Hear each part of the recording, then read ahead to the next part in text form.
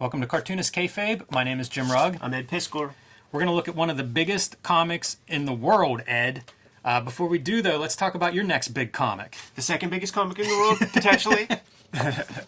Red Room issue 1 and 2 are available for pre-order at this very moment through the Fantagraphics website. You could hit the link tree in the description below the video to get there. Thousands of people have done so already. Thank you guys very much for supporting the project in that way.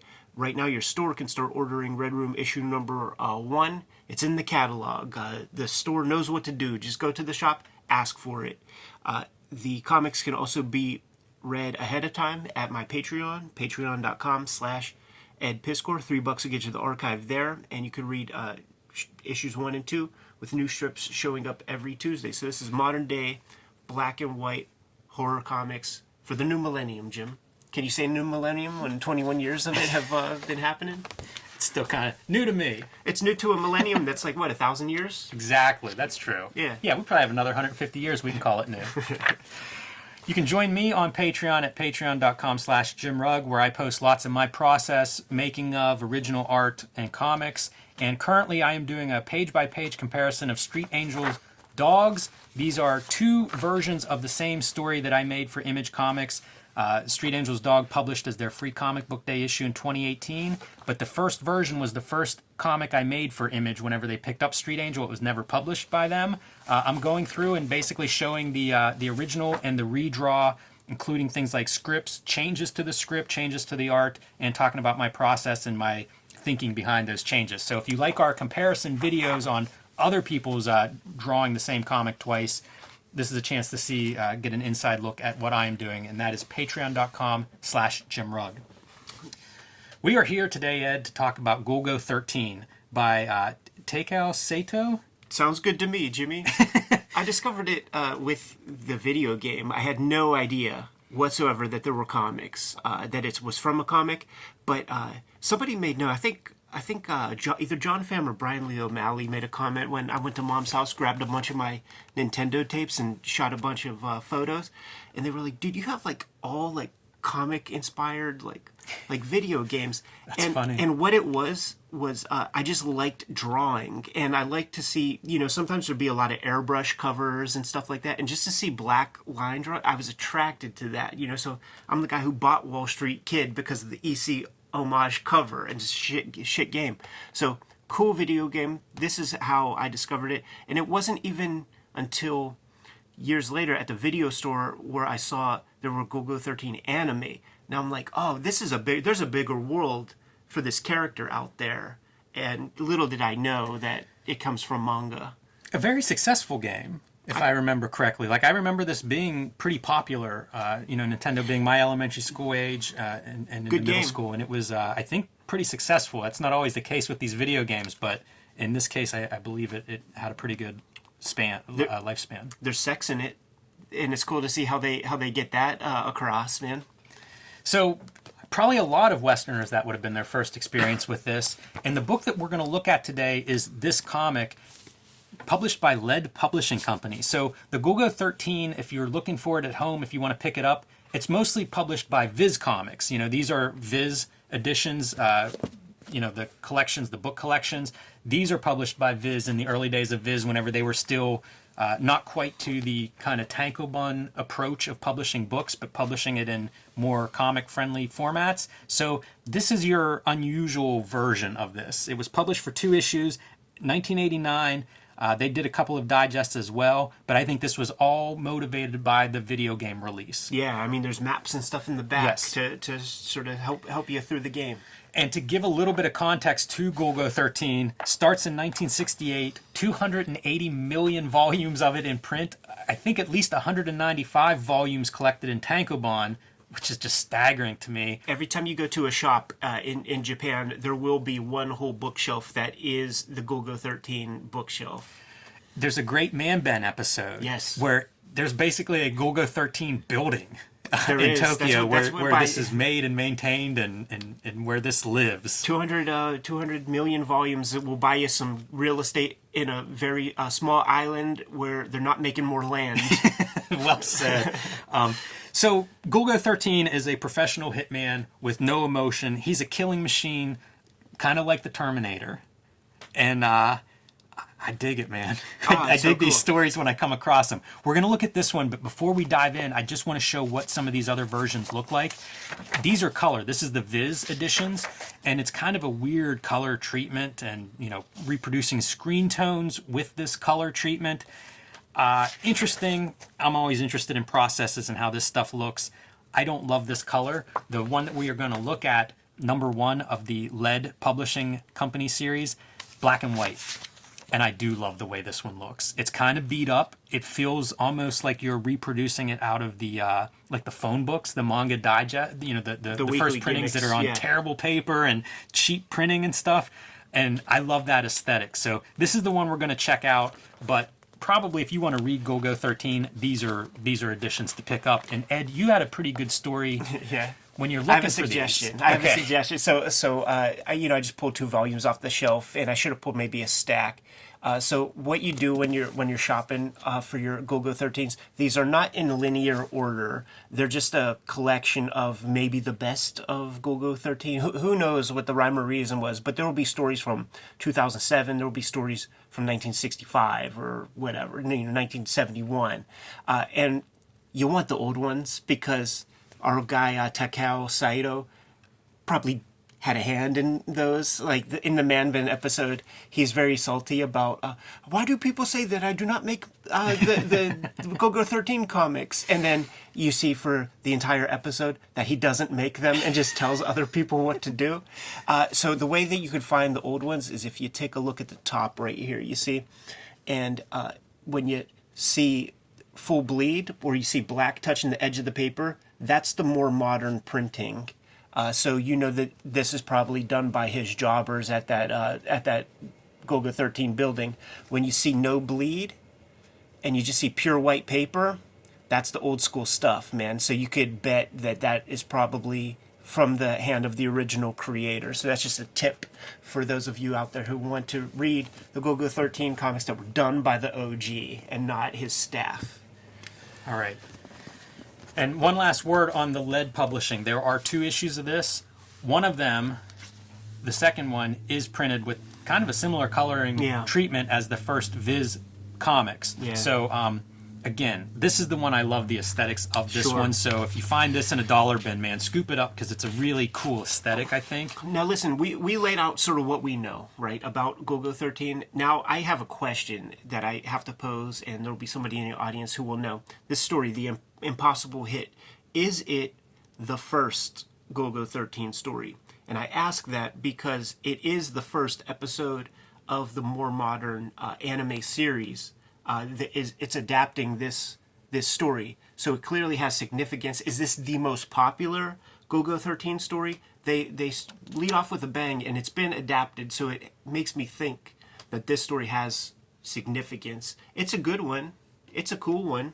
But I do have those questions about where this is in rank and file in terms of the pantheon of 150 volumes of 200-page books. Yeah, it's a good question. I'm kind of curious now. That hadn't even crossed my mind, and now I want to know too. Yeah. Well, good. Let's dig in. I like the mechanical lettering. It adds a coldness to this story and a certain kind of sophistication, almost an adult, mature look. And set in New York City, so a couple of stock kind of images of New York. I think they all look good, and I think that black and white fits that kind of lettering aesthetic. We talk about mechanical lettering and how, when it works and when it doesn't. For me, that's one of the things I like about this treatment. So he's just waking up, puts his rifle together in his hotel room, gets all set up on the balcony, and, looking through a rifle scope. This is also what I think of as when I was first learning about manga, like say, Scott McCloud describing it or something. This kind of cinematic treatment is something that you'll often hear about in descriptions of manga and just the clear storytelling. Yeah, it's sick, man. Like use the circle motif Oh, yeah. to transition into the past, the lead up to this moment. It's so economical the way the storytelling is built in this. Nobody would be confused by what's happening here. It does make me wonder how this was originally serialized, because you see it's broken up into these like chapters, but they don't seem long enough to be what I think of as manga chapters. Yeah. Like this feels like this could be maybe an episode, There will- maybe two. There will be like I've seen this stuff serialized, and there will be acts within that chapter, and sometimes those will continue in other issues and stuff. But you'll see them within the same week. I always love too in manga whenever like the story's set in New York or set in Chicago or somewhere, and what does that look like? Yeah, please show me what it looks like from your point of view. Yeah, that stuff's always really, really cool. So this is a flashback. We saw him looking through the scope, and then we see the cut to the Ferris wheel of the flashback, which is the second act, and it's pretty much just telling him what the target is. Yeah, I like that. I like that they go on the Ferris wheel together. It's like so romantic. They go on the Ferris wheel together to have that conversation. That's amazing. I didn't even realize that's where this conversation was taking place, because it looks like a room, but it's that little little cab that they're riding, the little cart. That's funny. It reminds me of like the big Ferris wheel in Tokyo has those carts if you ride it. So it's different than like our Ferris wheels here that are just a seat, a bench. Right. That's real funny. Now I wonder which one it's like in Coney Island. All right, so cut back to real life time. We've got all the information we need delivered in a page and a half of who this guy is and why he wants to kill him. He's a mafia guy who controls a bunch of interest in the stock exchange.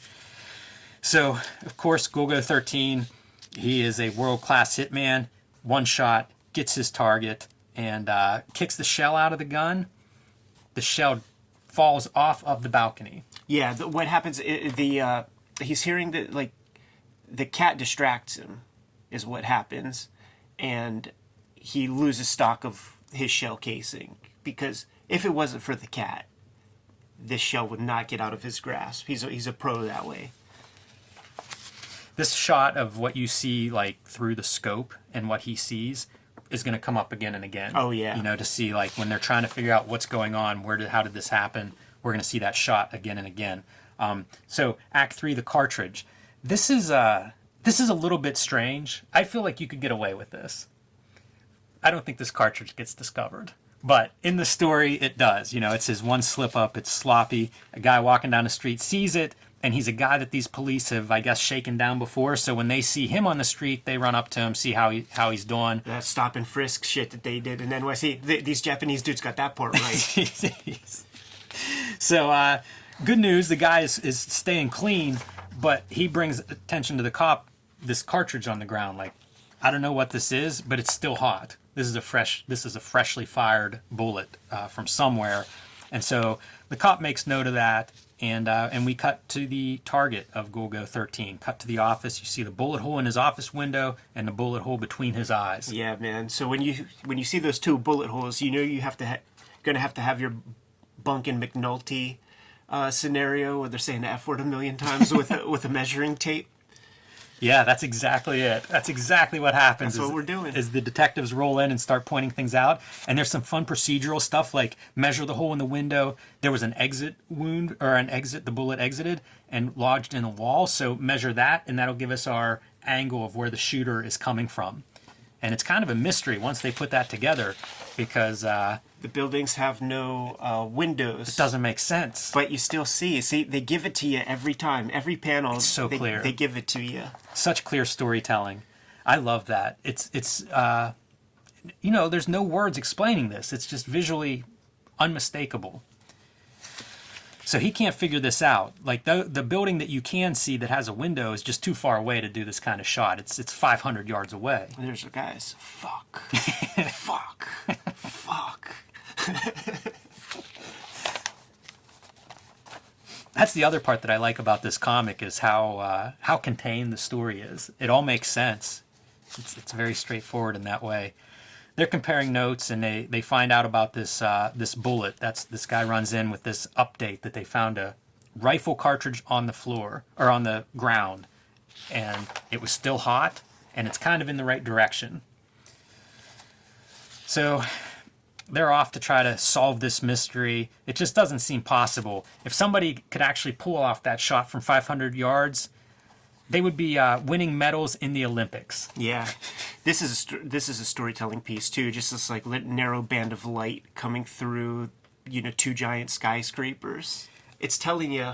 I love this stuff. Yeah, this is the stuff that I live for. It's so economical and perfect, graphic, It's great stuff.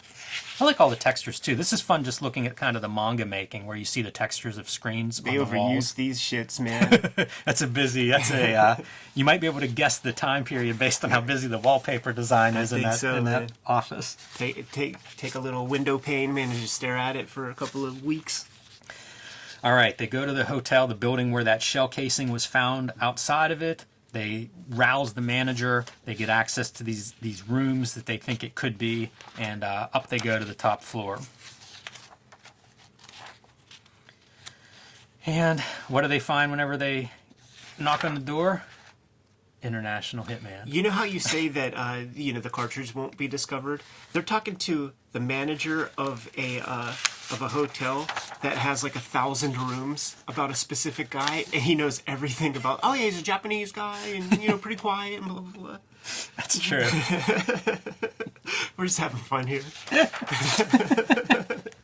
There's 1,000 rooms here. It's a giant skyscraper, and this little grizzled turd knows everybody. I always hear like the comic John Mulaney makes fun of any of those cop dramas, but like Law and Order, where they're questioning a bartender in a busy Manhattan club, and it's like, oh yeah, last Tuesday at 11:30, guy looked nervous. You ordered Shirley Temple. I remember him very well. All right, so they get in the room with Golgo 13. I thought it'd be real easy to have him just cleared out at this point. But man, these cops are on the case. They've got a hot shell casing that they've tracked down. They get him in the room. They run through these various scenarios. Where's the gun? Trying to get a search warrant in time before he goes on his way. I love all the building shots. Yeah. Like any of this stuff. That's part of that industrial feeling that I think the lettering complements. And it's what I like about it. Like, I would love comics that look like this. I wish there were more of them. That's another thing. Watching this at home, commentators, if you know other comics that look like this aesthetically, post them in the comments, because I am curious to see more stuff that looks like this.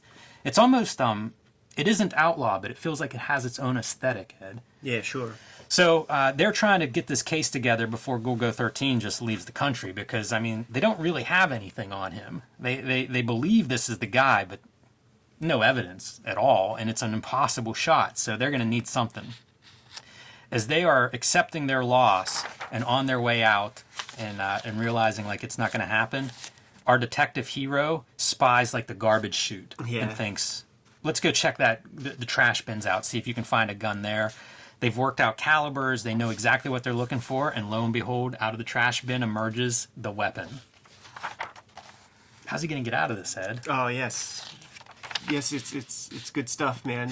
And they keep building up the stakes. So like when our guy is going out to, test the scope and just try to find the building that the shot would take place, all that, they're looking at wind charts and all kinds of. So like, not only is it 500, I mean, this guy, Golgo 13. He's a Mary Sue, man. He can do everything, and he can shoot something 500 yards away. He can shoot against wind, shoot against sunlight. I think is like another obstacle. It's like there's like 4 obstacles that make this an impossible shot. But he's the guy. It's a fun way to build a character, because as the policeman's putting together all the obstacles that you have to overcome to do this, it's just describing what a badass Golgo 13 is as a hitman and an assassin. You know what one conceit is that isn't badass, but they play it up a whole lot here, is how it's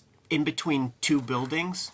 And it's like, well, if you're going to shoot somebody in a window, it's not like anything else matters, But they play that part up huge. I'll say this, if this were realism, like the air would be different in between those 2 and it would mess up stuff. Yeah. Golgo 13 could do it. Right. But it certainly would make things much, much harder.